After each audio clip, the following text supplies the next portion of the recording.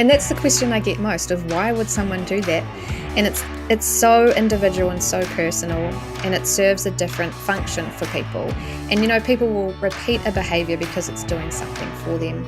And some people do use this as a way of communicating when they don't have the words. They will use it because it's a powerful communication tool, and they're using it to get help.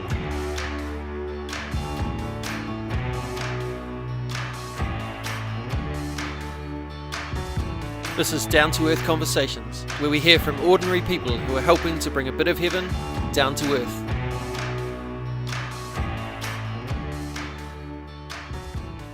Kia ora, welcome to another episode of Down to Earth Conversations with me, your host, Andy Dixon.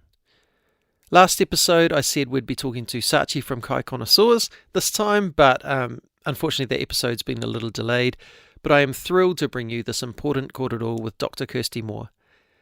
A content warning right from the beginning here.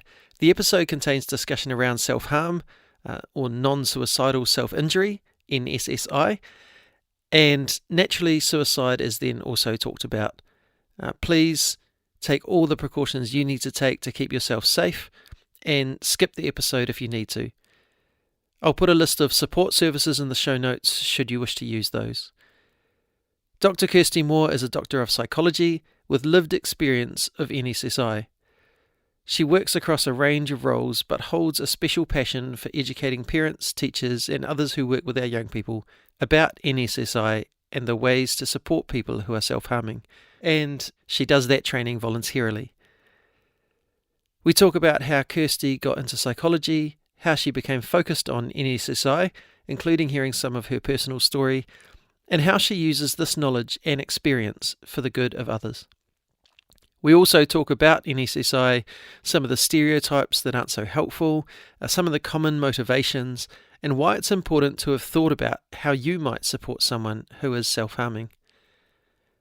There are some parts of this conversation about the reality of the situation that actually made me really sad. But I was also extremely encouraged that there are people like Kirsty out there doing this work to impact the lives of others in a positive way. This is episode 92 of Down to Earth Conversations. Here's Dr. Kirsty Moore.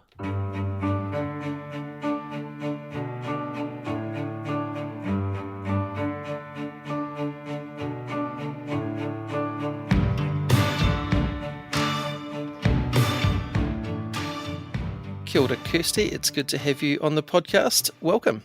Hi, thank you. And can you please tell the listeners a little bit about yourself? A little bit about myself. Yes, I was born in Wellington. I'm a Wellington girl. Spent my teenage years in the beautiful Kapiti Coast. Nice. And then I went to study for a really long time at Victoria Uni. And during that time, I found a nice man, fell in love with him, got married, had a baby, and now we live out in Upper Hutt, sunny Upper Hutt. And that's where we, do life. Very Nice. full life. Yeah. And stayed kind of close to home. Yeah. I said I'd never live in Upper Hutt, and now here I am in Upper Hutt. Right. Yeah. It's funny how that happens. You're like, I'll never do this. Oh, actually, maybe I will. Absolutely. Yeah. And you studied psychology. I did, yes. And so now you're a doctor of psychology? Yes. If you hadn't gone down that path, what do you think you would have ended up doing? Were there other passions and things that you had as a teenager, or? Not really. I like psychology. Maybe I would have gone into a different field of psychology, potentially forensic. I know as a child I wanted to be a gladiator on that TV program. Like the TV program. Yeah, awesome. Yeah. That was my childhood dream. That didn't work out. So if you're too young for that, go and Google that now and watch. It's amazing. Yeah. Awesome. So psychology, that way of thinking, or that idea of the mind was always something that caught you? Yeah, I've always been a bit of a nerd, and so growing up when I was little, my mum was a chaplain at Porirua Psychiatric Hospital, and so she had some pretty cool work stories. But also, we would have psychology and counselling textbooks around the house, and so I would just read them for fun, as you know, As you do. as a kid, as a Yeah, young wow. teenager, I'd just read them. It fascinated me. Yeah. Wow, that's cool. There's That's probably not a common pathway into studying psychology, would it? That Yeah, probably not. And to be honest, when I first studied at university, I went in studying what I thought I should study. So I went into a commerce degree of management and marketing. right. And then I did a psychology paper really to make up points. And there was this one lecturer who he just amazed me, and he just got me so passionate about it that I was sold, added psychology. Yeah, and he ended up being my PhD supervisor. So it's a Cool. happy ending there. Yeah. Yeah. Yeah, I find that fascinating. You say that the thing that you thought you should do. Yeah. And I think there's so much that goes on like that, where we've made education so much about getting a job Mm, that, and there's degrees of job that are acceptable and ones that aren't. yeah. And, and you need to do the ones that are going to get the money and, all that kind of Yeah. stuff. Yeah. And I think, I worry that we lose the idea that actually education is about learning how to learn. That Mm, I mean, that's come from my parents. They were really big on going to university is about being educated, yeah. learning how to learn well, and skills are transferable and all of that sort of stuff. So I mean, I bounced from music to sport management to theology to I love it. and none of it's getting wasted. But I do see a lot of people who are like either following what their parents think they should be doing, or go, actually, I'm really passionate about this, but this is the sensible option. That's what I did. Um, Yeah. and sometimes that works out well for people, and other Mm, times, I know people who really wanted to be PE teachers and are managing accounting firms because there were parental pressures in there, or this is what I'm supposed to do. So, yeah. but nice that you were able to pick up that psychology paper and. It was good. It was in amongst everything that I thought I should be doing. So it was economics and statistics and accounting and just awful things. So yeah, having for me. Yeah. So having a psychology paper that I actually looked forward to, and Nice. yeah, I'd already read all the textbooks. Yeah, true. So did you switch over like straight away, or did you finish off your degree and then switch, or? I added it in, so I did two undergrad degrees. Right. Yeah, Cool. yeah. And then just kept studying? Yeah, then Was I just didn't want to leave uni, so I just did my honours year in psychology, and then stayed and did PhD at the same time as having a baby, getting married, all of that. Yeah, Yeah. Yeah, which actually that shouldn't be understated how tough that can be, balancing the family life with the study life. it was. Thank Yeah. goodness for my husband. We to get our son, we did 2 rounds of IVF. So Wow. yeah, I looking back, I don't know how that all happened, but yeah, we got through it. Right. So yeah, layers of stress upon layers of stress, and Yeah, yeah, yeah, yeah. big times. Mm. So having finished your PhD, what did work start to look like for you after that? Did you go into like a practicing psychology? Was it more educational? Mm. What kind of pathway did you take from there? I have always had very complicated pathways. So while I was studying my PhD, I started lecturing in while I was doing it, which was I grew up debilitatingly shy. Like I would be physically sick having to speak in front of anyone. And at uni, I would deliberately choose courses, papers that didn't have presentations. I was Well, incredibly shy.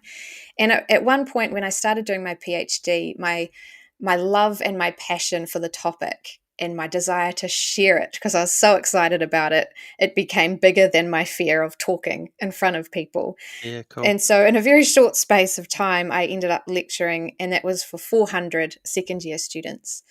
And I developed a love for teaching and sharing ideas with people.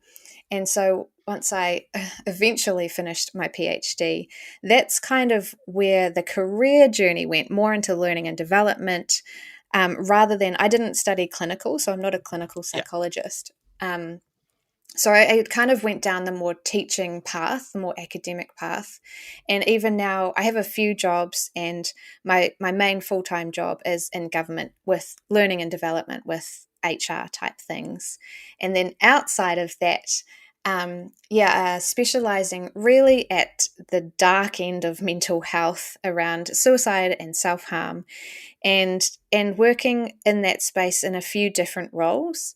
So one was youth leader, and definitely big into the advocacy, and then working, delivering workshops for anyone that works with young people, in equipping them, educating them on how to support people going through self-harm.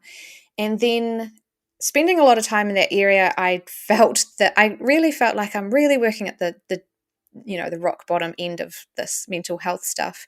And I became curious about neuroscience and how we can use this for the opposite end around thriving, high performance. And so I went on and did a few more courses and certificates in high performance coaching and neuroscience. And so now I essentially work at either end of the continuum.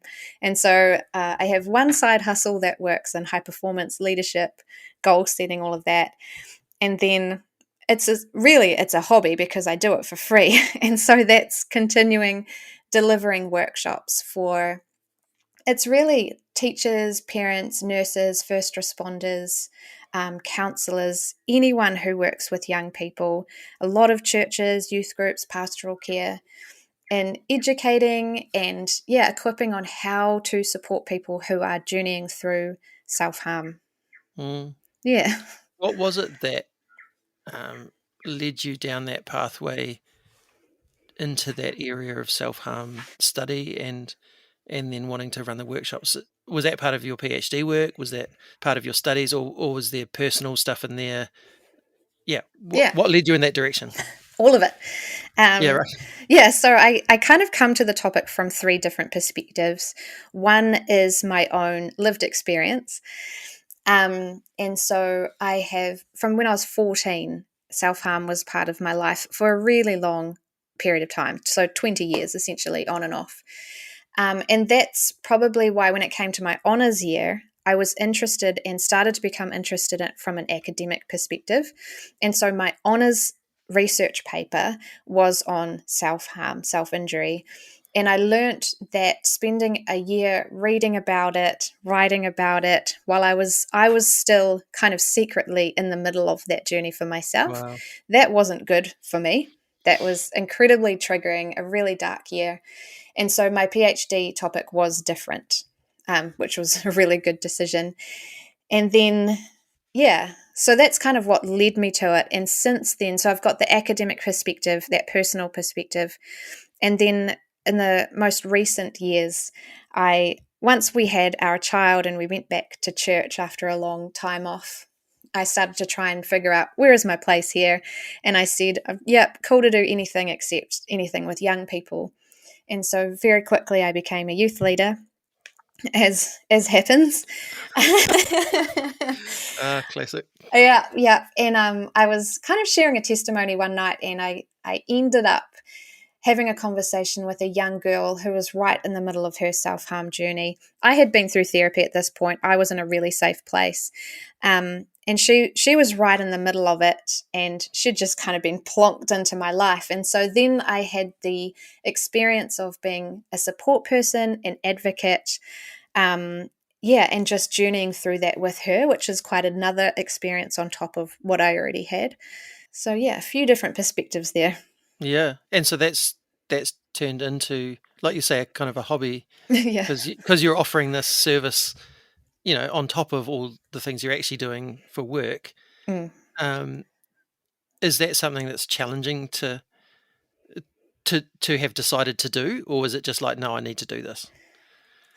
Originally, they were charged, but Yeah. I quickly found out that there is no funding And so I work full time and I do these things so that I can continue to offer them for free to anyone who wants them. And I know that, 1 in 5 young people are hurting themselves, one in Wow. five. And given that it is so significantly linked to suicide, Yeah. it's too important. And finance should never be a barrier. If that's for parents, if that's for teachers in particular, schools don't have funding. And so Yeah. any school that wants me to come and train their teachers, who are teachers and parents, are the most important people. And it's such a misunderstood behavior. So anyone who wants to hear it, it's there, it's free. Take it. I hadn't really thought about teachers being such an important part, but I guess they're spending a huge amount of time with these kids. Yeah, they're usually the first people to have a conversation with the young person. And that's either, someone has come, they've obviously got a beautiful relationship, they're trusted, and someone has come to them and said, "Hey, I'm really struggling, this is what I'm doing." Or Mm. more likely, they've been told on by their friend. And that's a really difficult conversation to navigate. And there's been research into this, and teachers do not feel equipped to have that conversation Yeah, I well. bet. And if that first conversation with a teacher goes badly, the likelihood that that young person will seek further help is low. And that's what happened to me. And so it's kind of lucky at this point that I grew up, I was a teenager in the late 90s, early 2000s. And there was it wasn't as understood as it is now. And pretty much everyone stuffed up. And so it's good because we can learn from that. And I've Yeah. got so many examples. Yeah, the first conversation I had with a teacher, I was 14, and it couldn't have gone any worse, really. And because of that, that really shaped my journey and is a big part of why I continued for so long. Well, saying that, we know more about it now. Mm. I was actually thinking as I was getting ready to have a chat with you, that actually how little I know about it. And I, in thinking about it, it feels a little bit to me like, oh, there's this thing, let's bring it out into the open, let's talk about it. Now it's in the open, we actually don't know what to do and we feel a bit uncomfortable, so let's put it back in the drawer. Does it feel like that to you as well? Or is that just, am I not looking in the right places? No, yeah. It's definitely more talked about, but the research is still quite young. So it wasn't really studied in normal populations till about the late 90s. And before that, it was in psychiatric units, inpatient. Yes. Yeah. Um, so I think more people are talking about it, but it remains a very misunderstood, Yeah. stereotypical behavior, and it's because it scares people. It's Yeah. confronting. Yeah. It doesn't make sense why someone would deliberately inflict harm on their bodies. It's hard for us to comprehend. Yeah. Yeah. Yeah. And I mean, again, as I was thinking about it before I did some research and looked at why people might be doing this, Mm. I thought, well, what are the narratives that I've heard? And the typical narratives are things like they're attention seeking, which, as I was saying to my wife, is actually a really dumb theory Mm-hmm. because why would they hide it if they're attention? Like, Yeah. doesn't make any sense. But that's probably the most popular narrative that I've heard is they're just attention seeking. Yeah. Um, and the other one is around, they're thinking about suicide but can't go through with it. So Oh, okay. Yeah. it is, they've kind of tried, Yeah. but didn't really want to go the whole way, or that kind of vibe. I don't know. Do you want to respond to those thoughts? Is there any truth Yeah. anywhere in there? Is it driven by other things? What's going on here? We are trying. We're trying to make it make sense in our heads of Yeah, why someone would do this, right? yeah, And that's the question I get most of why would someone do that? And mm, it's so individual and so personal, and it serves a different function for people. And people will repeat a behavior because it's doing something for them. yeah, I think the main thing is not to make an assumption of why someone is doing it, and rather on a one-to-one, just have that respectful curiosity. What is this for you? How is this helping? What are you getting out of it? Attention seeking is the most common assumption people have. mm, Um, And some people do use this as a way of communicating when they don't have the words, when Yeah. they don't know how to do anything else. They will use it because it's a powerful communication tool, and they're using it to get help. Yes. And so seeing attention seeking as so negative, it's not helpful, because usually Yeah. that makes you ignore them and hope they'll stop. But really, they're doing the best they can, Yeah. and I'm sure they know that the attention they get is not going to be positive. It's not going to be like, "Yay, wow, that's awesome." That people will try to stop them, and they know that. In my experience, I used it a couple of times as a way to get help. And so I always knew what was visible, and most of the time it was very, very secretive, because it's a control thing, right? I didn't want anyone to stop me or to know about it, because that was how I was coping with life. Mm. But there were a couple of times where I just needed help and I didn't know how to say the words. And so I allowed the injuries to be seen by someone who was trusted, in a way to activate resources and Yeah. help. But in terms of why, I think the top three reasons, the first is emotion regulation. And it's around, we're feeling a horrible feeling that we don't want to feel, and we might not even be able to realize what that is. If it's anger, if it's fear, if it's panic, if it's boredom, it's just a yucky feeling, and we avoid that. And through whatever experience or process we've learned, the self-harm helps in some way, whether that feels like a focus on a physical injury, whether it's the relief and a release of tension, whether it's just dissociating, whatever it is, it serves that Mm. function to bring you back. The second most common is self-punishment. So feeling like you deserve the pain, you deserve to be punished. And the third most common is to cope with suicidal thoughts. And so NSSI, which is non-suicidal self-injury, which is usually what we're talking about with self-harm, Mm. so cutting, burning, it's used as a coping method to get through. And so it's without suicidal intent. It's to survive. Yeah, so Mm. saying you're having these thoughts, but you don't actually want to go through with it, and this is a way to help regulate that. Yeah, yeah. So suicidal thoughts they can cause a lot of anxiety, a lot Mm. of panic. They're not great. They're not good to have. And so to deal with that negative emotion, self-harm can be used as a tool. But the intent is not suicide. The intent is to cope Yeah. and to feel better. Yeah. It's interesting that, particularly that first reason that you gave, I mean, I resonate with that a lot, because, that's my journey is one of having trauma as a kid, uh, not liking the feelings, my body learning to be flooded with cortisol, or, Mm. all of the adrenaline fight or flight stuff every time there was a feeling that I didn't like. And I mean, my behavior didn't end up being self-harm, but I totally resonate with the reason that people might go that way. Yeah. Which is interesting, because I think quite often we look at these situations, and for those of us who haven't gone through what you've gone through, we go, I just don't understand how you could ever get there. But while you were talking, I'm going, that was me. Like, it outworked in different ways. There were different behaviors that came as a result of it. Mm. Having a really short temper, that I would go from feeling other people feeling like I was okay with everything, and then suddenly when I didn't feel okay, I would explode, and suddenly they couldn't figure out why everything had gone wrong, and there was Yeah. a whole lot of stuff going on. And so my behavior that was coming out was different than self-harm, but actually it was driven by a lot of the same things that you were talking about. Yeah. I think the more that we can understand that, the more empathy we can have, Yeah. rather than, oh, they're attention seeking, so I'm going to ignore them.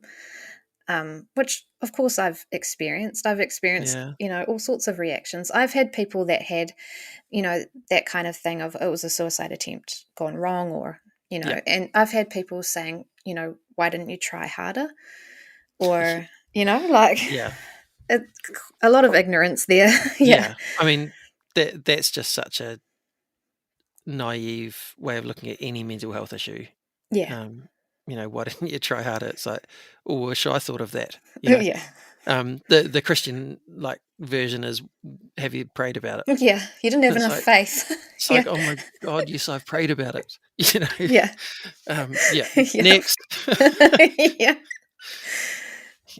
you talked about teachers being really important. You talked about you starting when you were a teenager. Is this a teenage issue? I mean, you talked about 20 years. That's well beyond teenage years. Yeah, I, Um, I don't think that's the norm. no, I always an overachiever. Uh, it used to, yeah, 1 in 5, so about 20% of young people are. This is part of their journey, and so yeah, it used to be that the age of onset was around 14, average age, and that is mm. getting lower. And it breaks my heart. There are Oh man, 9-year-olds, yeah, 9-year-olds who, wow, first of all, know what this is and are engaging in this. I spoke to an intermediate. I spoke to the teachers and parents at an intermediate. So these are, 11, 12-year-olds. yeah, And they had got to a point where they had to ban pencil sharpeners at their school. And these no, children, they are children, they were taking glass out of the fire alarms to hurt themselves with. So that is getting younger. The age of onset, it is predominantly a young person thing. I think it's about 13% of young adults. But yeah, we mostly see the age of onset, and it really strongest in young people. man. I mean, my girls are 11 and 12, Mm, and that just, on one hand, it's very sad, and on one hand, it's very terrifying. Um, absolutely. um, yeah, that our kids are under that much pressure, or whatever, that they don't have the emotional help that they need. Mm, All of the other things that go into that, that mean we're in this space that we're in.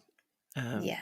I mean, it certainly wasn't something I was aware of at Neither. intermediate age. No. um, Do you know, when I first, at 14, when I started, I didn't know anyone else who did that. I'd never seen it before. I had no experience. I didn't see it anywhere. So I yeah, think right. everyone at college now will know someone who self-harms. Wow. So Yeah. it's an epidemic. I mean, Mm. it's big. Yeah. Um, But it's yeah. it's safer now for people to speak up. So I think Mm, it's yes, I think there has been an increase, but I also think it's become safer to talk about mental health and to yes. speak up and ask for help. So it's more visible. Um, so I think it's a bit of both. Which, yeah, is a positive part of a Mm, negative thing, isn't it? yeah. That there's this thing that's horrible, but at least we're bringing it out into the open a bit more. Mm, And I guess a lot of mental health stuff is like that we're yeah. becoming more aware, we're getting more help there. With many of the kids who are doing this, hiding it, Yeah. keeping it to themselves. What are the sort of warning signs for, like, are there ways of, I've got kids, Yeah. um, for other parents and things, are there things that we need to be looking out for, or do we just need to keep building the relationship with our kids where they can talk to us? Absolutely, work on relationship. And then also, there are signs and things that you can look for, like wearing long sleeves in hot weather. And hopefully, you'll know your young person well enough to notice changes of behavior or Yeah, kind of symptoms around depression, yeah, withdrawing a little bit. But really, I'd be focusing on keeping that communication open. yeah, And then also, as they're in that really tricky time of adolescence or preteen, it's role modeling and even early childhood. So many people get stuck in self harm because they don't have a good understanding of their emotions or ways to regulate. And so, understanding what the yucky feeling is, and so, as a parent, you can be role modeling by naming, I'm feeling really stressed, and mm, then what you're going to do about it. So, I'm feeling really stressed, so I'm just going to go for a walk. And it's just showing this is what I'm feeling and this is what I'm doing about it. And yeah, cool, it's just a really subtle way of, this is what's happening. And as they get older, I mean, a lot of the time people will self-harm, their friends know, and they say, please don't tell anyone. And so they're holding really big knowledge, which is too much. And so Yeah. having that conversation with a young person, like, if any of your friends are into this, let me know. I can help. Yeah. It's too much of a burden for you to hold. Yeah. Yeah. Just keep the communication open. Yeah. Man, that's big. I mean, I remember, secrets when I was that age were like, this is the girl that I like, but don't tell anyone. You know, Yeah. it's just a whole different level, isn't it? But Yeah. and if someone, like, if our child came to us and said, "Oh, my friend has been self-harming," and they've told me, what steps do we take? Yeah. I guess it depends, or check on your own kid first. Yeah, yeah, true. Look after them and kind of come up with a plan of how are you going to cope through this? Yeah, What are you going to say? Where are your boundaries? Like, you don't want yeah, to talk about it, you don't want to see it, anything like that. And I think depending on how well you know the child or their parents, or the school, let the school know. Hopefully, there are processes in place that someone can get alongside that young person, whoever the right person is, someone that they know and that they trust, and yeah, can offer a conversation. I think a lot of the time when people self harm, they are very aware of when those injuries are visible. And so, if they are visible, it could be on purpose and it could be yeah, a cry for help, like, please help me. yes, I don't think it's ever an accidental yeah, thing. And so yeah, just paying attention to that. Yeah. And then yeah. someone getting alongside and saying, hey, I've noticed this, and just really calmly opening up that conversation. Mm. Getting back to you personally, you deal with, or you educate people around this, you think about this. Yeah. It's obviously personally connected to you. How do you stay healthy, while thinking about all this kind of stuff more regularly than most of us do? A lot more regularly. Yep. Um, that's a really caring question to ask. So thank you. Um, I I went, it was a long time, and I went many times, tried to get help, and many times tried counseling. And I got to a point where counseling's not for me, it's not going to work. I had just so many bad experiences until it did work. And I think a lot of reasons why that timing was right. So I went through some, yeah, pretty intense therapy, but only probably about 6 sessions.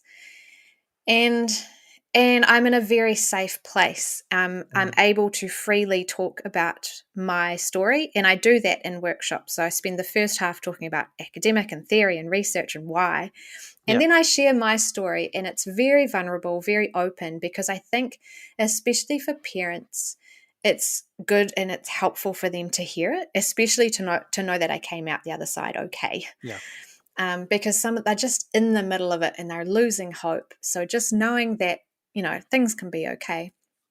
But yeah, there are definitely things as I go into work, spending 2 hours talking about this, and especially parents are very emotional and they're yeah, often really, really going through it. So hearing a lot of stories, yeah, it definitely takes a toll. So I prepare for that. I just check in, make sure I'm in a safe place to talk about it. And then I let a few people know. So a few people in my circle will know beforehand. And so they are just covering the whole thing in prayer, really yeah, chunky for me, but also really for the participants. yeah, And then I will also turn up to the venue early, pray that whole place down so it's all good. And then just getting into the right space. And afterwards, I'll just sleep, usually. yeah. Wipes Right. me out. But yeah, I'm very intentional about, yeah, making sure I'm okay. Yeah, whatever it needs to fill my cup. Yeah. Do you find? I mean, I've talked to paramedics and doctors and psychologists and things, and one of the threads that keeps coming through is like a good sense of humor. Do Yeah. you Oh, find you, yeah. you end up doing a lot of laughing? I do. I laugh at myself, but I also sometimes accidentally just use really inappropriate puns. Oh no. Um, like which make me laugh, but it's also, I think it breaks the ice a little Yeah. bit because I'm never talking to people who are self-harming. I make a really strict rule that my talks are R18. You don't bring your young person along. Yeah.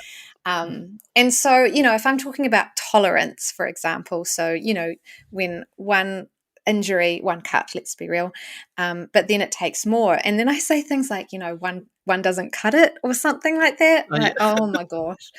Yeah. Yeah. Nice you I can laugh at can, yourself. yeah, you got to. Yeah. Yeah. It's a tough topic. Yeah. Yeah, it is. What makes it worth it for you? What brings you hope in the midst of all of this? I think what gives me hope, it's really hard for people when they're in the middle of something to know that it's going to be okay. And I know that a lot of people, my journey was 20 years, and there are people that spoke life and hope and light, but they never saw the end result. And that can be really frustrating for teachers and youth leaders and whatever it is, but encouraging them that even if you've got 10 minutes with a young person, you might be the only one that is speaking life into them and truth into them, and you will never know what comes of that. You will never know the fruit of that. It could be 10 years down the track.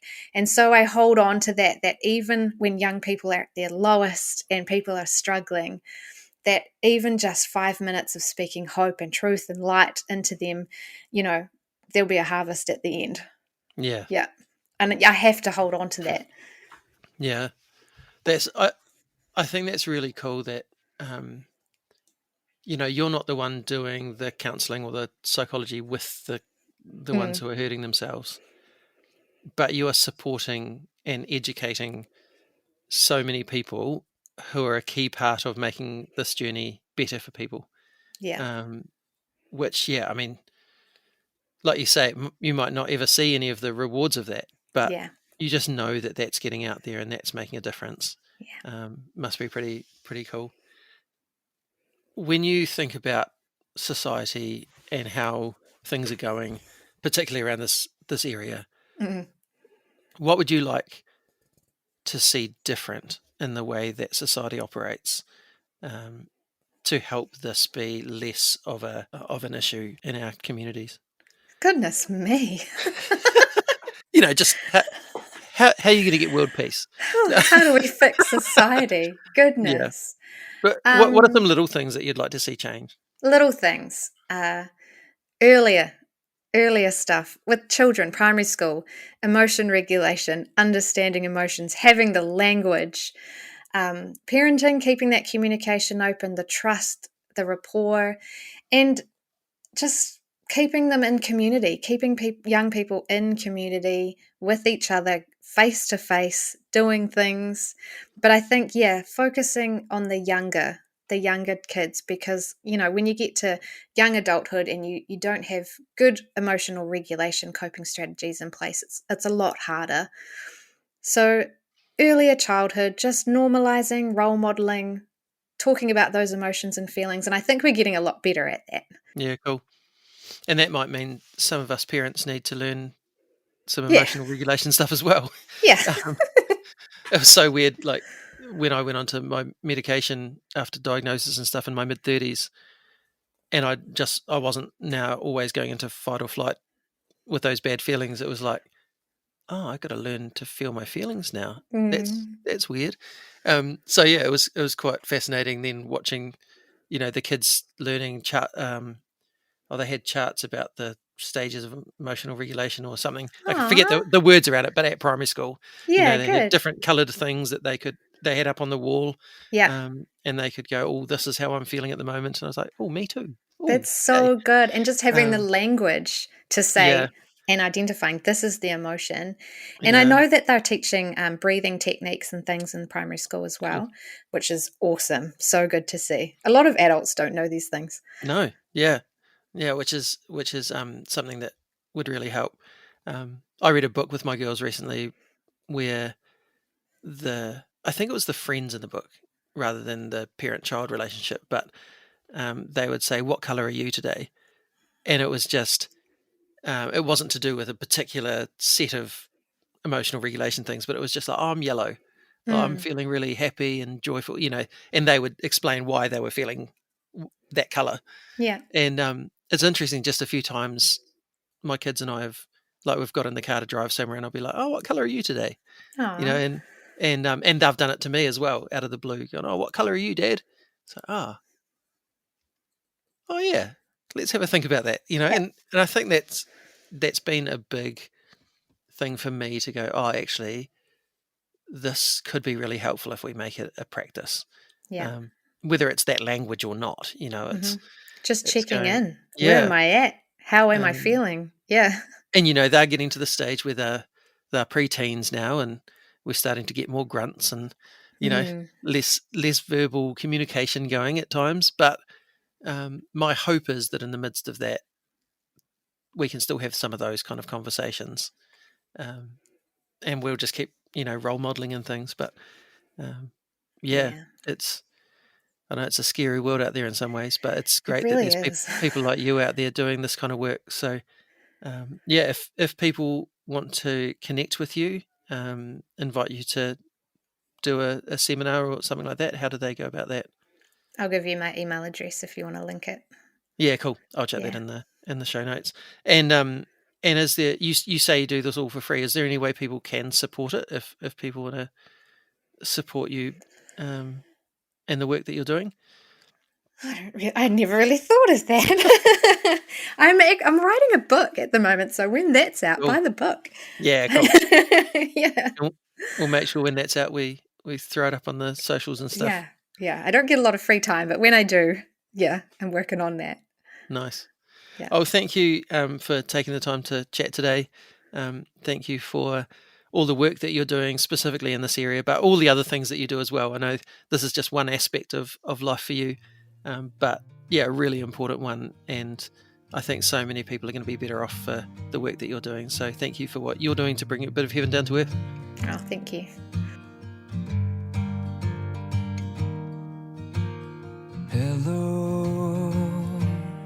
Hello, heaven. Will I hear you whisper to come near?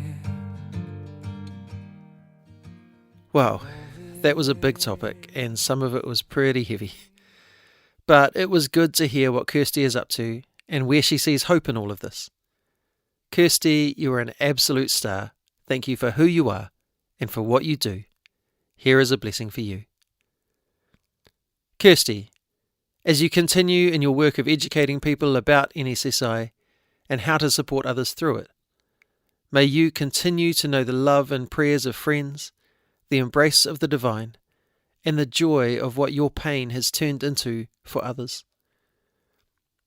May you continue to find ways to balance out your life, enjoying your coaching and performance work and finding other ways to lighten your mind and mood when things are tough.